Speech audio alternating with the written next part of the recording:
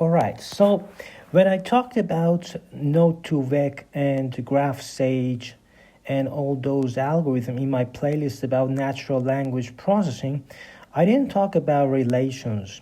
But in the world of knowledge graph, we need relations. And we need to embed it to have lower representations.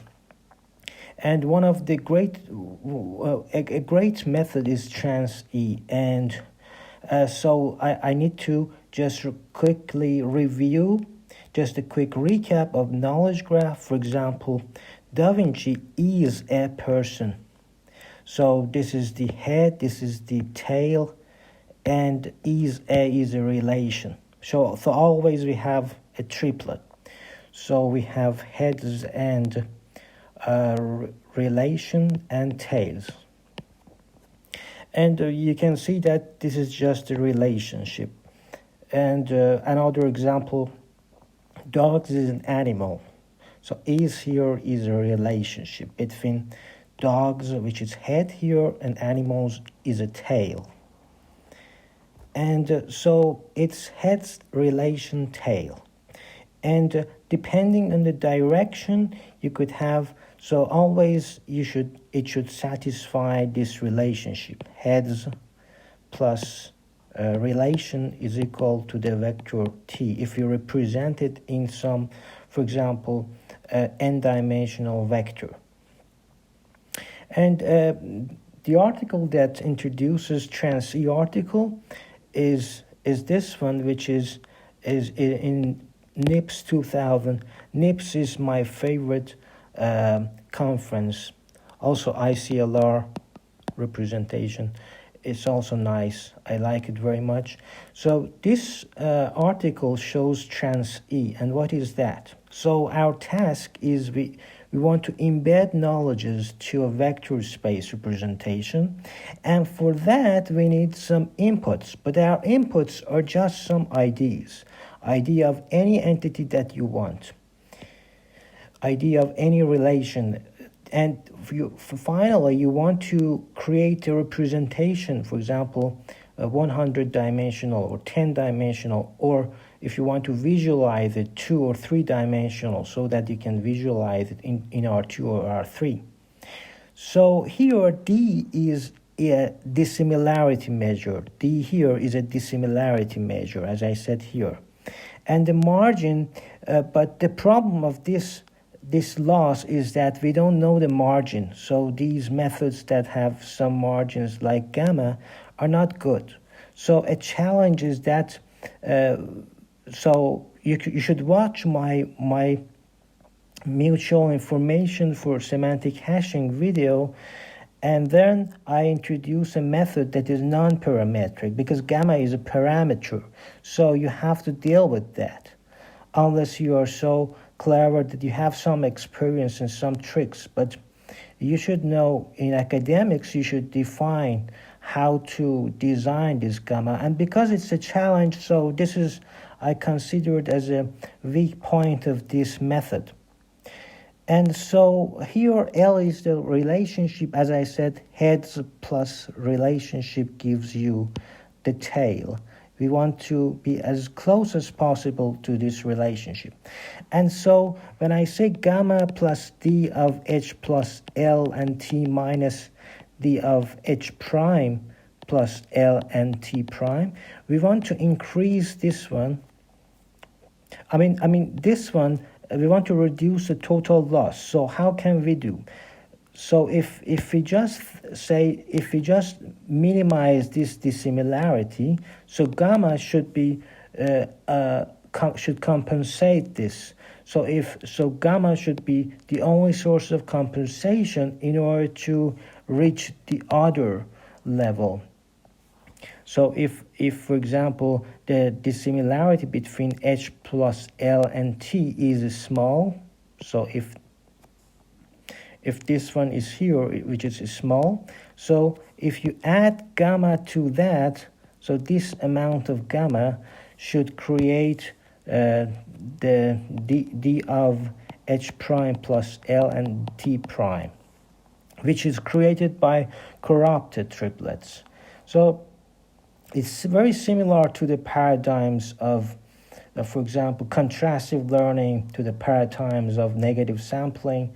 So all of the machine learning uses almost the same trick, because there is nothing complex here, and so you want to minimize this relationship, this loss. And here you could use, for this D, you could use any dissimilarity measure. For example, this dissimilarity measure. But this one is similarity. You shouldn't use this one. As long as it is a kind of dissimilarity, you can use it. And simplicity is very important. The reason that I like TSNE, and I've explained conditional TSNE as well in lecture 10 of machine learning ideas. The reason is because it's very easy, although it's parametric and it has problems for out-of-sample distribution, but it's very simple and easy to understand and generalize it. So authors of transE believe that the good performance is due to an appropriate, simplicity. And the transE, so I've almost explained all of them. This is the loss, so you should know the gradient of that in order to update your embedding relation and entity embeddings. And so I don't see any point here. Everything is clear. And so how do we design gamma efficiently? As I said, it's a challenge. So I consider it as a cause of transE. And another point is that how do you deal with out-of-sample distribution? How do you want to update embeddings for billions of nodes? This is another. You have added the complexity of relation as well. It's not only node embedding, as I did in Node2Vec, GraphSage, all of those things, but also now you have the complexity of relationships. So you have lots of things you need to capture, you need to calculate, and so billions of nodes, and so we have extra complexity of relations as well.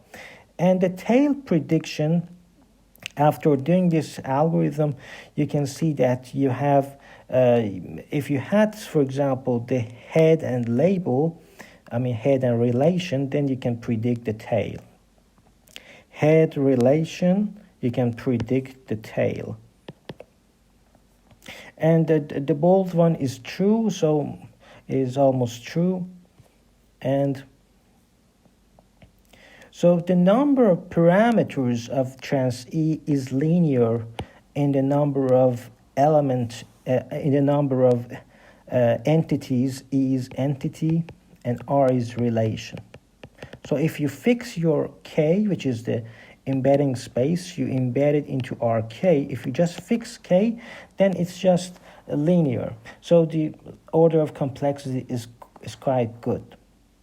But when you compare it to, for example, all of them are good. But for example, here we have the number of parameters is better on this data set. And also I want to say that EQ is even more important than IQ, and you can use it for successful marriage, successful team working, successful hiring, research lab, anything. So emotional intelligence is very important. But for example, when I hire machine learning engineers in our company, TriAsset Malaysian company, or that Swiss fund, I have hired 2 machine learning engineers. Those people, I only cared about emotional intelligence, if they are good in team working, because after all, you can always learn machine learning. Because the machine can learn, so you cannot learn it, so everybody can learn it. So the important thing is emotional intelligence, which is highly embedded inside the character of a person. Sometimes we cannot change the character of a person, but it's a very important thing to know. But next lecture, I will talk about another approach. Another approach for so it is knowledge graph embedding. So we want to embed those nodes and relations. So the next lecture is quite a scalable algorithm in comparison to this classical and easy and simple algorithm.